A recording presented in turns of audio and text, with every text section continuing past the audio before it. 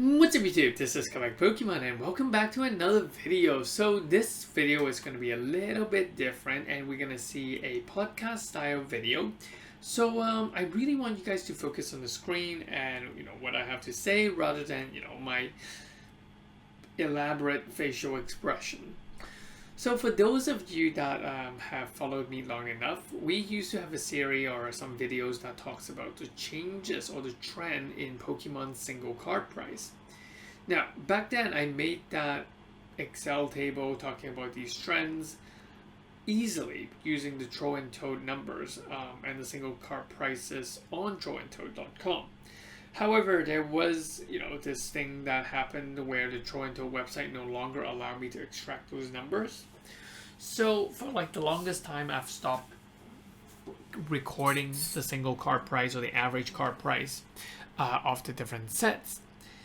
And, just recently I finally had some time to look back into, the market, as there are many content creators out there, including myself, that, have very, very polarized or mixed feelings talking about how the market is going, whether the market is crashing, should we hold, should we sell, should we panic sell, should we still buy, there are a lot of people that gives examples of one or two cards or one or two sets.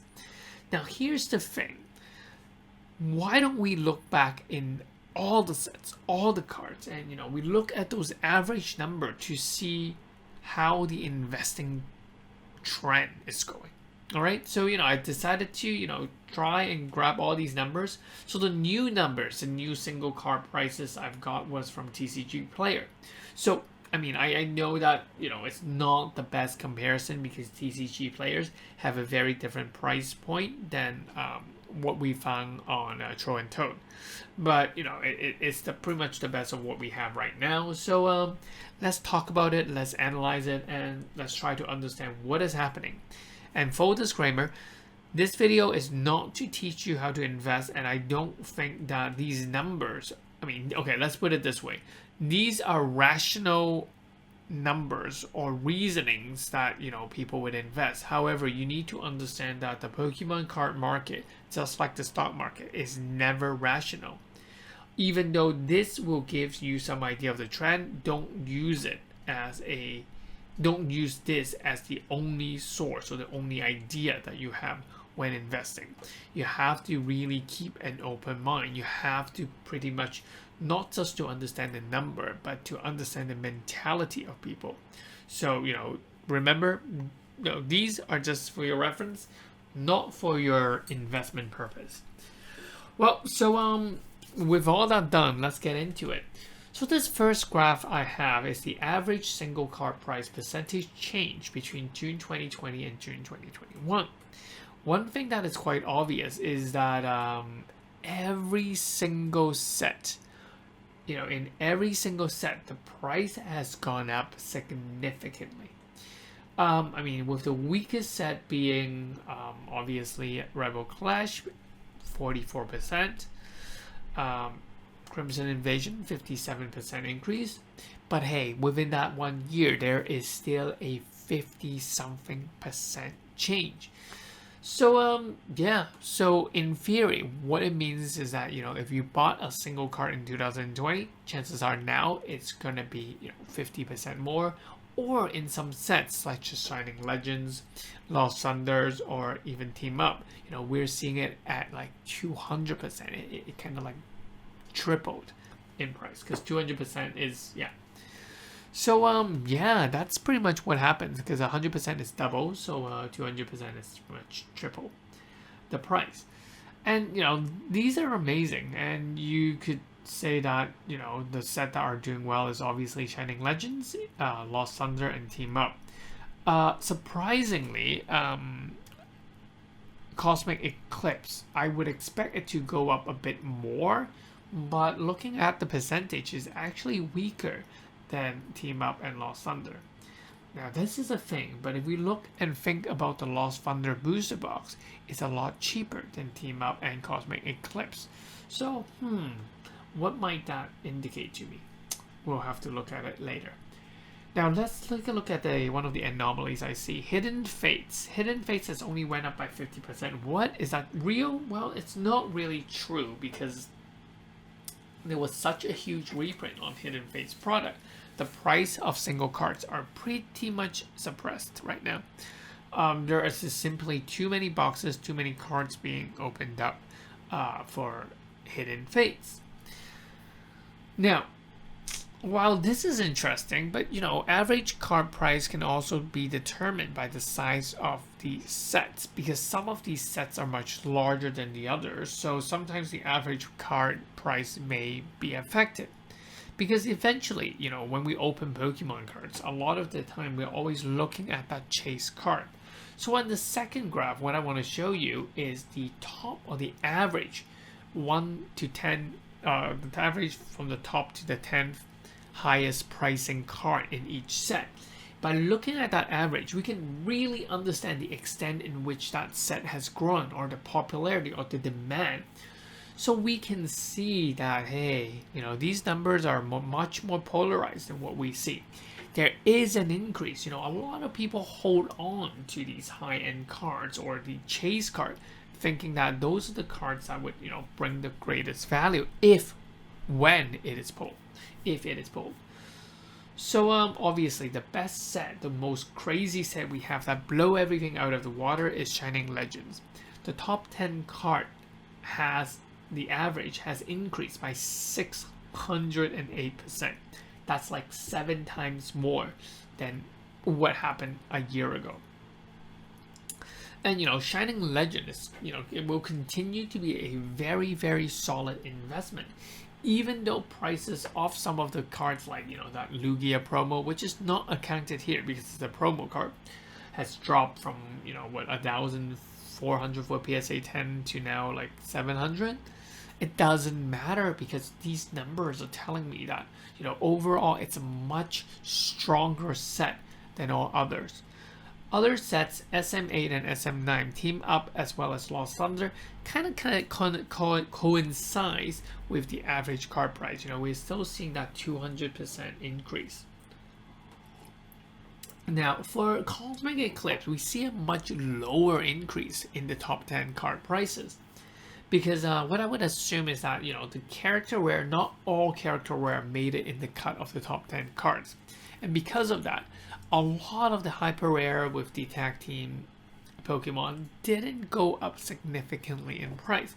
Hence that there was only a 90% increase for Cosmic Eclipse.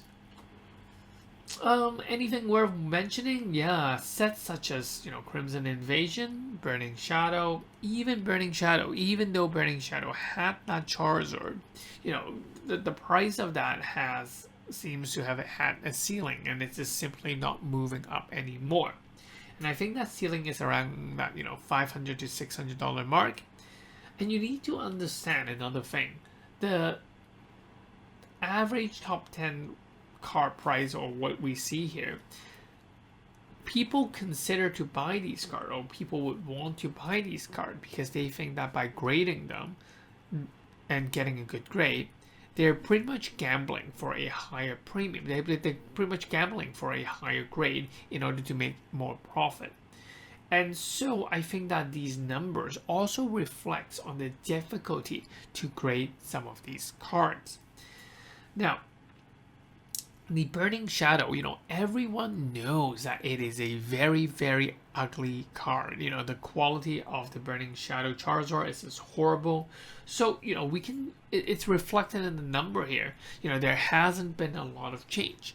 And I think it just simply has to do with, people know, there is pretty much no chance of getting a PSA 10. So it's unlikely that this card would be hyped up. It's as simple as that. Whereas things such as Shining Legends, it's a bit of a mix. I think it's a bit of an anomaly as well as a mix. There is a chance of getting a PSA 10, and the PSA 10 and the PSA 9, the price difference makes people really want to buy that raw card and hope to get that PSA 10. Same thing here with Lost Thunder and Team Up, and that's what we're seeing. Again, Hidden Fates, we've seen that it's being hit really hard because the top card is going to be things such as the Umbreon GX, the Espeon GX, Sylveon GX, Charizard GX, those are the cards. But however, because of the larger print run, what we're seeing is that, the price has only gone up by 20%. So yeah, that's that. Now let's take a look at the next graph. I think this one is going to be an interesting one. Now this next graph has a lot of numbers, and basically I've included the booster box percentage change. And the baseline I use is MSRP. So I think for booster box, I think I use that $100 mark, and for ETBs, I use the $49.99 as my reference point, because that was pretty much the MSRP for the Shining Legends as well as the Hidden Fates, because they don't have booster box, so I can only use the Elite Trainer box as my base price to compare. Now this graph is crazy. This graph is interesting and crazy. I want you to focus on that booster box price. Take a look at Team Up, take a look at Dragon Majesty, and take a look at Cosmic Eclipse. The booster box did significantly way, the sealed booster box is doing way better than the single cards or the the top 10 card prices. They're to a point where I think that it's not worth opening. In that case, what this indicates to me is that Cosmic Eclipse is unlikely. We're gonna reach that point where people think that, hey, I should just keep it sealed and not open them, because the price of the cards are simply not chasing up to the booster box or the sealed box price. Same with Team Up, and same with Dragon Majesty, and that's why we're not seeing a lot of movement in these sets. Other sets such as Lost Thunder, you can see that in relative to the single card prices, the booster box is relatively cheap. So chances are Lost Thunder booster box will have room to grow. They would definitely still have room to go up. Other things you can see that are significantly higher, we can see that Sun and Moon base set, as well as Burning Shadow, as well as Guardians Rising. The booster box price change has been significantly higher than the single card. So I think that the price of those have will or have already stabilized. Shining Legends is the awkward one. Shining Legends, we can see that the box price is actually cheaper than the value of the cards. So I would expect that there will definitely going to be another jump for Shining Legends. The question is just when. Well, actually, it could mean two things. It could mean that the Shining Legend Elite Trainer box is going to go up in price, or there is room for the single cards to go down in price, because that balance just doesn't look right to me. So what would I do if I were myself? Most likely I would sell off some of my Shining Legends single cards. Yeah, because I think that risk is a lot lower than buying into the Shining Legend ETB right now, hoping for it to go up. So yeah, that's usually me. I'm relatively conservative when it comes to these things. Yeah, that's pretty much it. And I think you could also say that Unified Mind may have some room to grow. Unbroken Bond, not really. I think that the price difference is already quite significant between the seal box as in comparison to the average card price. So yeah, hopefully this video is informative. Just remember, these are not advised in investing. I just really like to show you guys some of these numbers, and that's pretty much it. I would continue to monitor the price monthly, and maybe most likely every month I'll make a video like this, just to talk about the cards. And I think that I might find sometimes to talk about the seal products and how or what kind of percentage change we're seeing in the seal products as well. Alright, that's pretty much it for this video. You guys have been listening to me for a long time. I'll catch you guys in the next one. Peace. This is Collect Pokemon. Bye-bye.